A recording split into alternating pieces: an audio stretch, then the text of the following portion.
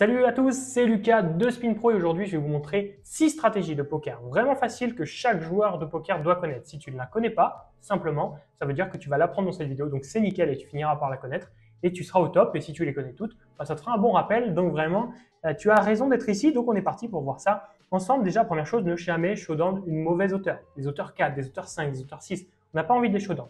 Trop de joueurs abandonnent trop facilement ses mains, en fait, tout simplement. Ce genre de main, ils préfèrent se dire, bon, bah j'ai rien, tant pis, j'abandonne. Mais souvent, la meilleure option, c'est de bluff. Vraiment, c'est de tenter quelque chose. Encore une fois, on modère les propos. Imagine, ton adversaire a misé au flop, il mise à la turn, il mise river, tu ne vas pas commencer à check raise une hauteur 4 river. Ça, c'est vraiment évidemment débile. Tu te montres qu'il a une super main, tu ne vas pas tenter un bluff de fou. Par contre, tu peux tenter d'expérimenter des bluffs, essayer des choses, etc. Parce que si tu as une hauteur 5 ou 6, dans tous les cas, tu vas perdre le coup. Tu vois, ça ne sert à rien de l'essayer parce que dans tous les cas, tu vas le perdre le coup si tu check jusqu'au bout. Tu ne vas jamais gagner. Donc autant tenter un petit bluff si ton adversaire t'a montré qu'il n'avait pas grand-chose probablement avec des checks, ou il a misé au flop et il abandonne. Pourquoi pas tenter un petit bluff dans ce cas-là? Ça peut être vraiment pertinent. Donc vraiment, ça c'est mon premier conseil.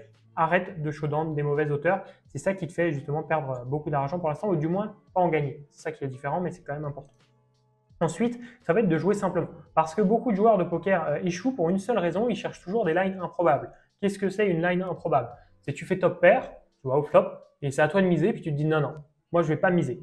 Je vais checker sur la turn. Si on me raise, si mon adversaire prop bet et reprend l'initiative, tout simplement, si tu décides de miser, je vais le relancer et je vais checker la river pour check raise. C'est n'importe quoi, tu vois, c'est vraiment une line, tu comprends pas pourquoi tu fais ça. Ça sert à rien. Le poker, c'est vraiment simple et logique, surtout en basse limite. Donc, je te mets des exemples qui vont t'aider. Tu as une paire, donc une deuxième ou une troisième paire. Ton adversaire décide de bet, tu calls. C'est aussi simple que ça. Tu as une paire. Pourquoi trouver une line bizarre, un check raise? Non. Pourquoi trouver la volonté de raise ou de fold? Pas de raison. Tu as quand même une paire, donc tu vas call au flop. Bon, aussi simple que ça. Il n'y a pas besoin d'aller plus loin. Un raisonnement simple peut fonctionner.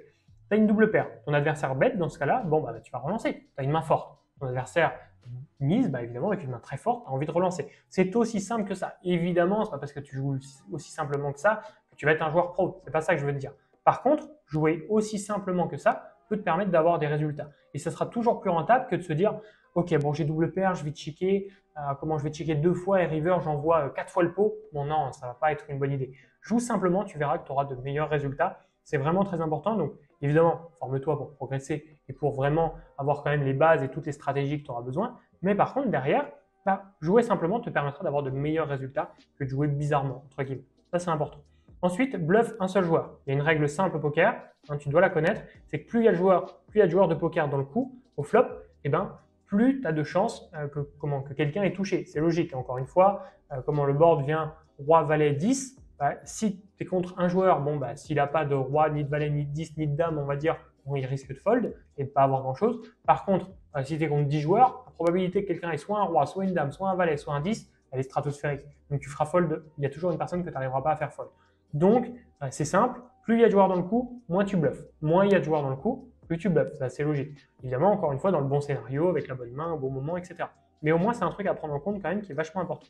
Ensuite, ne jamais trap. C'est vrai que c'est un conseil que je vous ai déjà dit, mais qui est quand même important. Et évidemment, je sais que tout le monde ne voit pas les mêmes vidéos, donc c'est pour ça que des fois, je répète certains conseils qui sont vachement importants et que là, vraiment, tout le monde doit connaître. C'est essayer de trap constamment, c'est pas pertinent. De temps en temps, voilà, encore une fois, on peut prendre sur roi 9-9, tu as roi 9, bon, pourquoi pas essayer de trap, dans tous les cas, ton adversaire a probablement rien.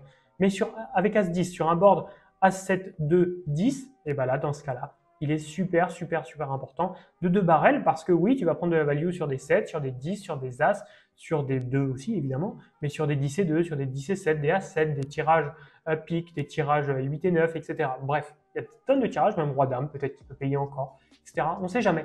Donc, il faut vraiment prendre de la value à ces mains-là et donc 2 barrels à chaque fois, c'est super important. Ça ne sert à rien d'essayer de laisser bluffer tes adversaires parce que ce qui est intéressant, c'est que quand vous essayez de les laisser bluffer, c'est toujours assez pertinent et marrant à voir, c'est que souvent, vous les laissez bluffer et en réalité, vous décidez de call à la fin et en fait, vous remarquez qu'il ne bluffe pas. En fait, quand votre adversaire va miser cher et 2 barrels ici, c'est qu'il avait 10 et 2 en fait. Donc, vous auriez tout pris dans tous les cas. Et votre adversaire ne va pas prendre en bluff comme un fou 8 et 9 ici. Il ne va pas vous envoyer tapis river avec 8 et 9 ou à la turn avec 8 et 9. Non, s'il le fait, c'est qu'il a 10 et 2. Donc, c'est une main contre laquelle vous auriez déjà pris de la value. Donc, ça, c'est important à prendre en compte. Ensuite, post-flop, soyez agressif. La raison est vraiment très évidente. Vraiment, et même s'il y en a des milliers de raisons, mais celle-ci, la plus évidente, c'est vraiment, est-ce qu'il est plus facile de jouer contre un joueur passif ou agressif? La réponse est très simple. je vais vous la donner, c'est contre un joueur passif. Un joueur passif, vous misez, il fold, il mise, bah, vous foldez parce que vous savez qu'il a une grosse main. Mais par contre, un joueur agressif, on ne sait jamais s'il a une bonne main ou pas, on ne peut pas trop miser parce qu'il nous raise tout le temps, etc. Donc c'est assez compliqué. Donc vraiment, essayez de jouer de la manière qui va mettre en difficulté vos adversaires. Si vous n'aimez pas jouer contre un joueur agressif, c'est parce que c'est dur de jouer contre un joueur agressif. Donc soyez le joueur agressif qui va embêter vos adversaires. Si vous êtes le joueur passif, vos adversaires, c'est super facile, ils vont fold à chaque fois que vous misez parce que vous misez une fois sur 10. Donc vous êtes sûr d'être en value. Donc faites attention à ça. Essayez d'être vraiment agressif, que ce soit pré-flop ou post-flop, pour vraiment mettre la pression à vos adversaires et leur faire des erreurs. C'est comme ça que vous allez pouvoir mieux réussir. Ensuite, les pastilles vont vous faire faire plein d'argent. Ça, c'est vraiment un conseil important et un truc que tout le monde doit faire. Vraiment, l'adaptation est la clé en spin. En MTT, en cash game aussi, mais vraiment en spin encore plus. Pourquoi? Parce que le jeu peut devenir assez simple, entre guillemets. Alors, c'est pas simple à ce point-là, mais c'est que le jeu n'est pas le plus compliqué. C'est probablement le format le plus simple à apprendre des trois, entre les MTT, le cash game et les spins. Bon, c'est même sûr et certain que c'est le format le plus simple, donc c'est pour ça aussi que c'est intéressant de s'y pencher, parce que c'est le plus rentable en basse limite aussi. Donc, il y a vraiment cet intérêt-là. Mais l'adaptation, c'est ça qui va vous faire gagner beaucoup plus. Jouer correctement, c'est bien. Jouer exploitant, c'est 10 fois mieux. C'est pas juste un tout petit peu mieux, c'est vraiment 10 fois mieux. Donc, c'est ça qui est important. Donc, vraiment, pastille bien tes adversaires. Essaye de repérer les agressifs, les passifs, les réguliers, les récréatifs, etc. Et exploite-les justement avec les bonnes adaptations.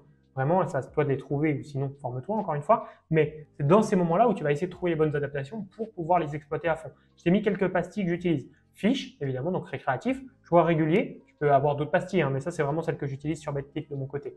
Les joueurs qui spew, qui ont tendance à faire n'importe quoi, comme ça, si je sais que si je shove au flop 20 blindes dans 5, bah, je peux te call une top pair sans aucun problème. Ceux qui sont CS, donc qui call un peu tout, tu vois, les joueurs agressifs et les joueurs passifs. Moi, je fonctionne avec ces pastilles-là. J'en ai quelques-unes d'autres, mais surtout sur Winamax, sur BetClick, j'ai pas la possibilité d'en mettre plus. J'ai la possibilité d'en mettre plus, mais je me perds un petit peu avec les couleurs. Donc, je préfère faire que celle-ci. Mais tu peux avoir d'autres pastilles et tu peux avoir aussi des notes. Hein. Prendre des notes, ça peut t'aider aussi. Ça peut être important. Mais les pastilles, c'est déjà primordial. Voilà, au moins tu as cette information-là. Si tu veux aller plus loin au poker, si tu es là pour progresser, et si tu es sur cette chaîne YouTube, c'est certainement que tu veux progresser. Si tu as cliqué sur cette vidéo, c'est que tu veux progresser. Alors j'ai quelque chose pour toi.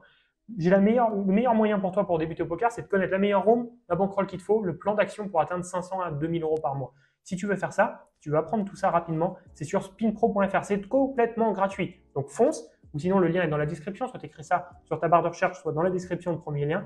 Tu auras une formation qui va t'expliquer tout ça, complètement gratuite, où je vais te donner toutes les ressources. On va comparer les meilleures rooms, on va comparer les objectifs à atteindre. Est-ce qu'il vaut mieux atteindre 500 euros pour toi, 2000 euros, 3000 euros, quel objectif tu dois viser, 1000 euros, etc.